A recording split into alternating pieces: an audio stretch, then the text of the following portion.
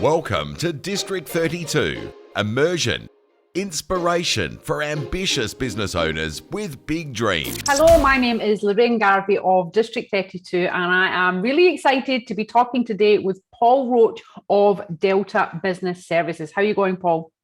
Awesome, thanks, Lorraine. How about yourself? I am better now for talking to you.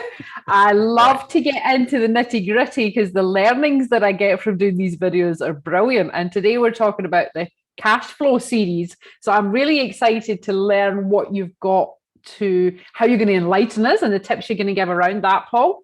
But first of all, please give the listeners a snapshot of Delta Business Services. What do you do? Why do you exist, Paul? We exist, Lorraine, purely to help businesses grow and make money. And we have a simple view of life that our services in terms of coaching, whether it's business coaching, executive coaching, team development, and the like, has got to cost you nothing or less. So it's an investment in investment in your business, and that's how we help people. Beautiful. Said very eloquently. You would think you'd done that before, Paul. Yeah. Maybe.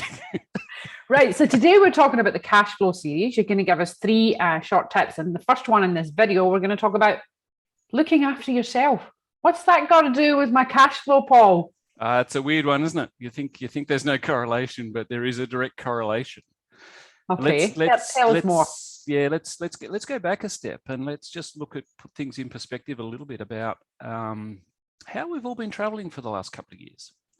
And since COVID kicked off, we've had this little nagging thing in the back of our mind that's gone from a little thing to a big thing and back to a little thing and could go to a big thing, and it's layered stress on us. So we may not think we're under stress or we're under pressure, but we are. And this little thing in the background is constantly there, whether it's wearing a mask, whether we can't get tickets to the footy, whether our business has got interruptions because of people in isolation, or people not well enough to attend, or sales cycles blowing out. Now, we all understand that our mind is connected to our body. And if we're physically fit, we've got a better chance of being mentally fit. If we're mentally fit, we're going to be physically fit. The two go hand in hand. Unfortunately, I'm seeing in the market at the moment, a lot of business owners have had 2 years of boom times, or they've had 2 years of hardship. Very few are falling in the middle. They seem to be at either extreme. And those that have had the boom times have worked themselves to the bone. They've taken advantage of the boom. They've gone hard. Things have been good, but what's the toll? What's the stress and strain on them, their mind, their bodies, and their life? Conversely, people are doing it tough. Impact on them is obvious. So what I'm suggesting is, unfortunately, we do stupid stuff when we're not well, when we're not 100%. And we can do stupid things with cash or investments or business decisions when we're under pressure and we're not at our best. So really taking the time every day to look after ourselves and keep ourselves focused, energized, really on our game. That might only take an hour a day, but it may be the best hour you spend.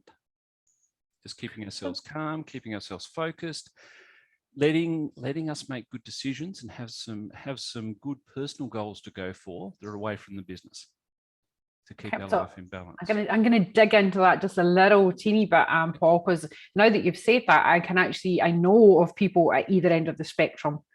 And although the people who are in the boom time, yes, they're not worried about the shelter and the food and the cash flow and the revenue, but they have they're complete burnout.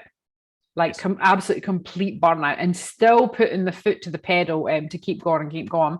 And the other end of the spectrum, there's a lot of fear around scarcity, lack, anger around the situation, and it's hard to position yourself at either end. Either end has got its own issues around your health and your mental health, and mental health is such a big thing these days.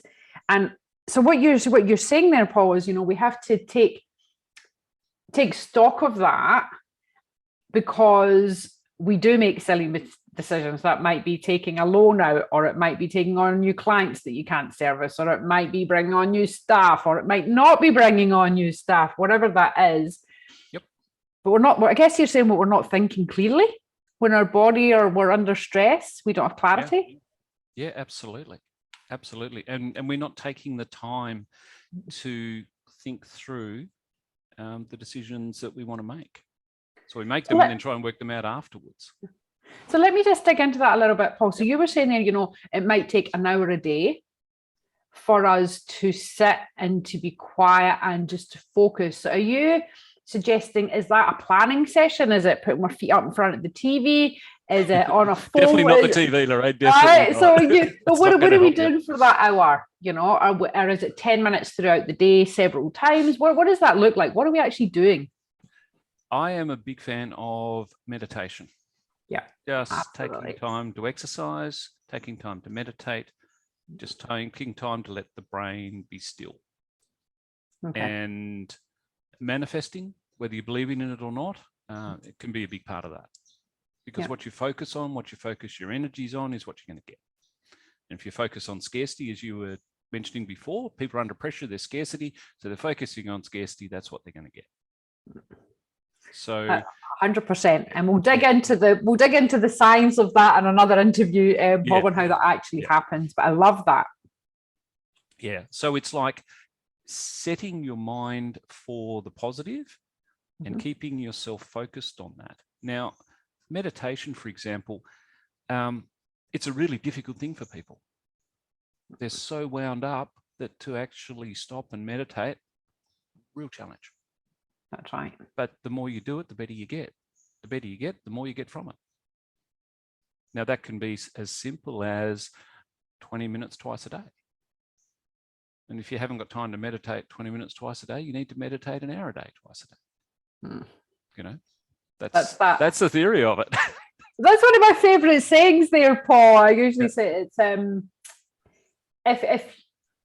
if you're what you should do is you should sit you should sit for, I think it's 30 minutes a day was the famous quote. You should sit for 30 minutes a day. Unless you're really, really, really, really, really, really busy, then you should sit for an hour. Yeah. That's right. That's exactly so thank you. I love that. Straight from the Dalai Lama. Yep. Yeah, absolutely. That's something he said, I think, one time. He said, if you can't find the time for half an hour a day, you need to find an hour a day.